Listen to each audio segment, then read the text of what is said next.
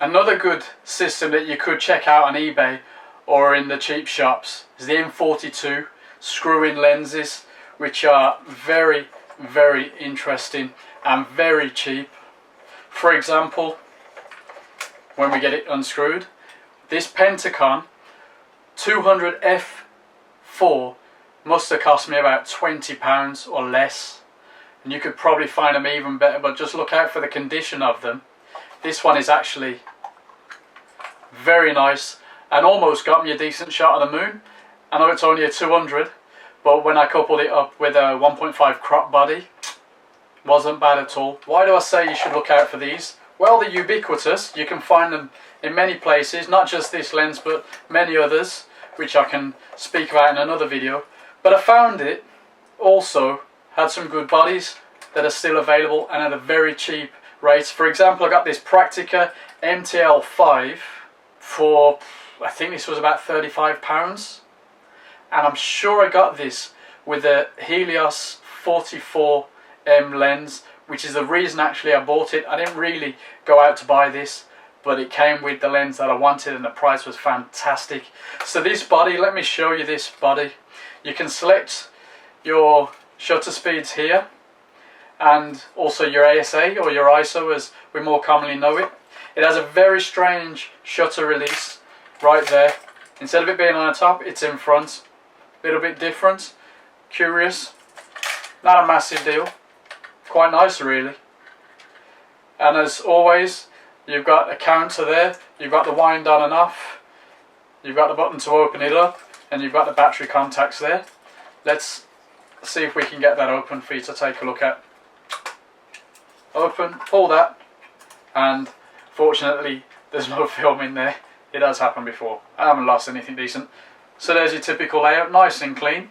Let's get the shutter open. Set it to B for bulb, and there you go.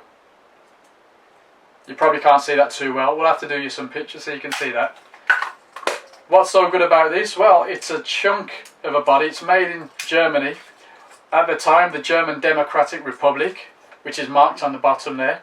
This is by, actually, it's got a Pentagon stamp on the bottom too.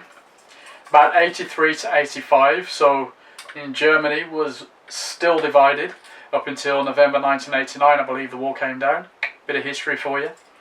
And getting some really good cameras out. It's even got a screw thread at the bottom for your tripod mounts. That's pretty cool. Ttl Flash is available with this. There's a hot shoe on the top. Let me get some stats for you. The shutter goes from 1 second to 1/1000th, and of course, as you saw, the bulb mode there, you can see that on the top. We already mentioned M42 screw mount, which is the important thing about this, which is how I ended up owning this. It's very simple and it's fully manual. Again, great for beginners. But notice you can change the shutter speed and the aperture. Very interesting. This could be great for a starter camera. Now, some of you have been wandering around my YouTube channel and everybody's YouTube channels trying to find out what's a good starter fully manual camera. This could be the one. Works very well actually. Get used to the shutter button, it's not a big problem. Bit different. Now what else? Stop down metering means you can aperture fully open. You get a bright viewfinder image as you're doing that. You can see what's going on. It meters the light very good. Now most of the internet goes on about the unusual shutter trigger. Depth of field preview is possible with this also. Has a self timer, quick load mechanism on the film, which is fantastic. As you can see, it takes longer to change the lens compared to a K-mount system. That could be a problem for some of you working quickly. Not particularly a problem for me in this case because I don't use these on professional jobs. There's not much else to say about this. If you can get hold of one at a bargain price, again, it's a great one for the collection. The bonus with this one is it's fully automatic. You can change the shutter and the aperture independent. You can use Ttl Flash, your good old roll film, and you're away. And you can get some cracking lenses like the Praktica 200 f4 or the Helios lenses at a very, very good price. Who's interested in spending big bucks to get these cameras? That's not really the point. It's not part of the fun.